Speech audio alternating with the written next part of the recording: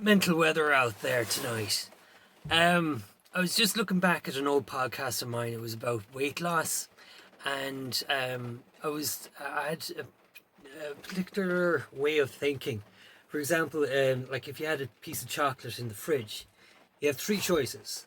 One, you could either eat the chocolate and suffer the consequences. Two, you can say to yourself, I'm not going to eat the chocolate and suffer the consequences with that.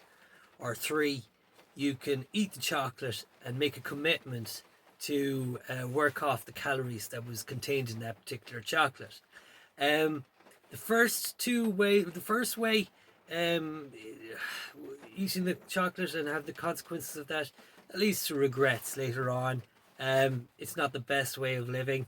The other way, which is to abstain completely from it, it's a miserable life. And the third way, it's empowering. It makes you take control.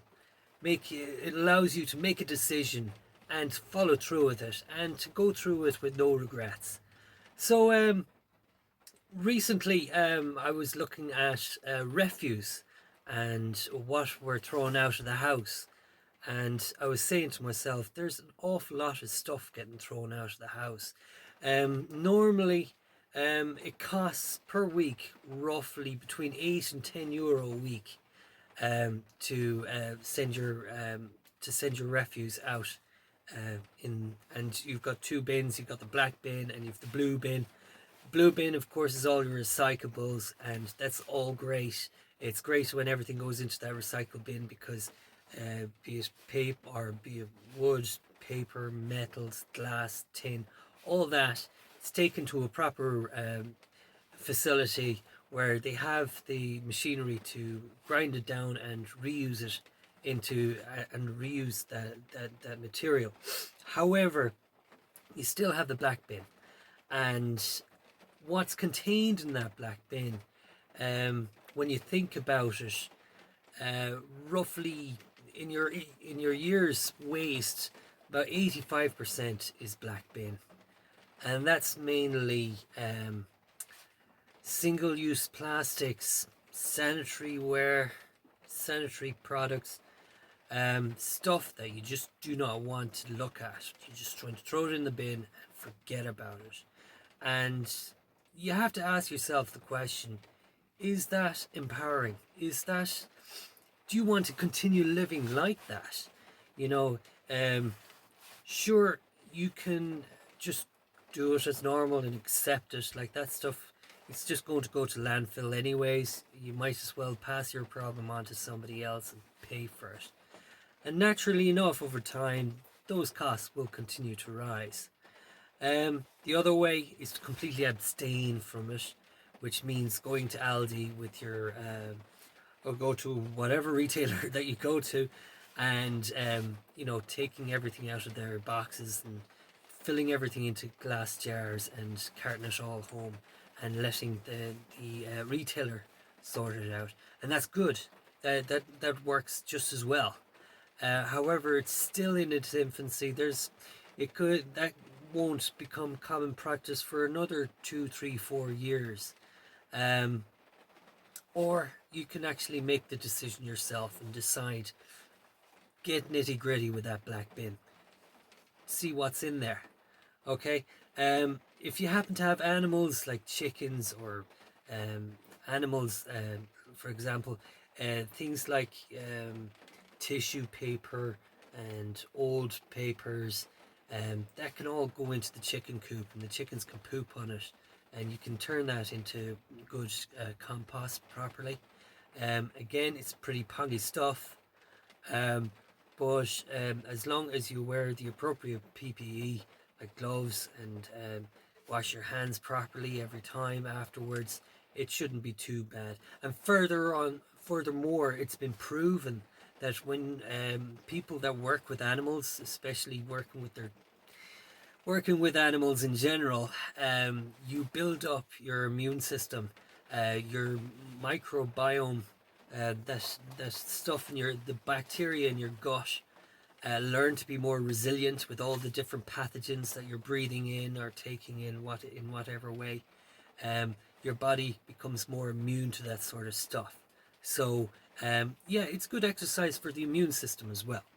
Um, what else is in that black bin? You've got single-use plastics, things like the wrapper from your cheesy singles, or your wrappers from chocolates, or just wrappers.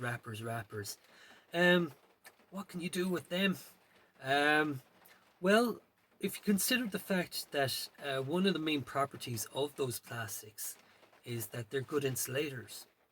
So if you were to keep them wrappers clean and put them into a big bag, and like I said before, if you've got animals like chickens, or if you have a chicken coop, it wouldn't be a bad idea to use those that as a form of insulation during the winter. Believe it or not, you would hand out. There's roughly 36 black bins going to the landfill, and if you were to take at least 10 or 15 out of those black bins, all that single-use plastics, and put them into bags, you should be able to do quite a lot of insulation.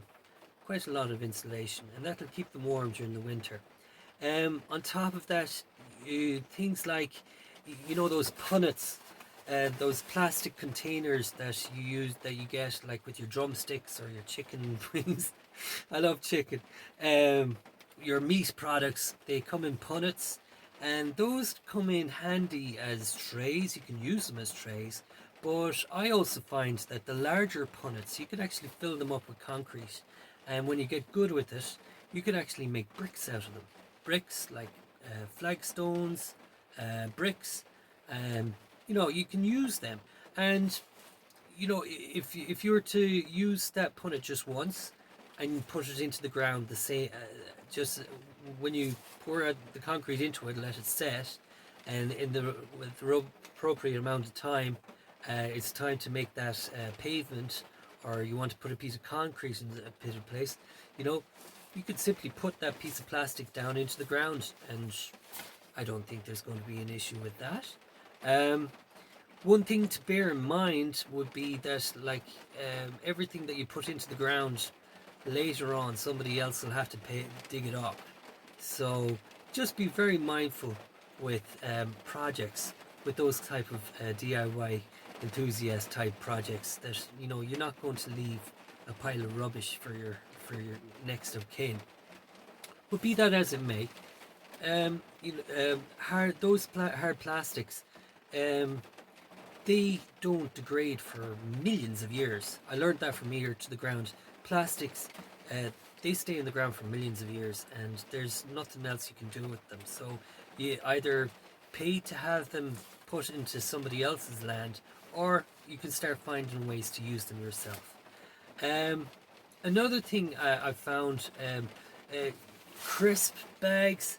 You can actually, there's a nice project you can do where you can make survival bags out of them, and all you need to do is have a soldering iron, or just a regular iron, and there's plenty of DIY type YouTube videos out there that show how it's done, and it's quite a nifty little project to have. And when it comes to those little projects, there's great sense of empowerment when you do them. It's great. It's good for your mental health and everything like that. You're also getting a bit of skills as well, the use of the soldering iron.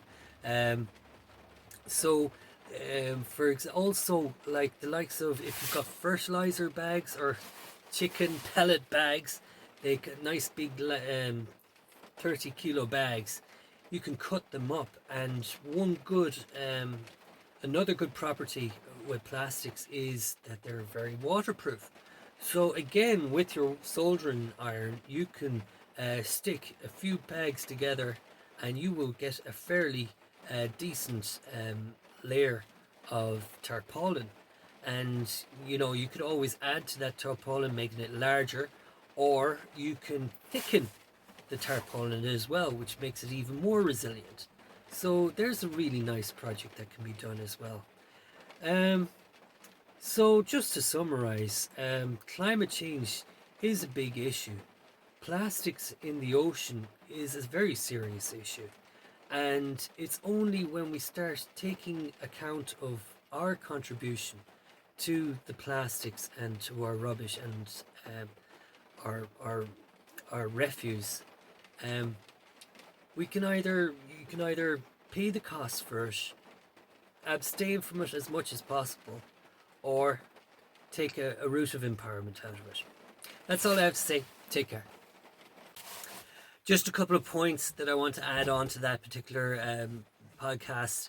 Um, Back in the day, back in the FCA days, when we were on camp, when we were at the various barracks, all the barracks had their own waste recycle centres, and it was they had a stringent, they had a high standard, and the rules were there. And every day somebody had to be on duty to collect all that rubbish and bring it down to the collection centre, and there was somebody tasked with going through all that rubbish and sorting it out and getting it graded. I have no idea what they did with it after that.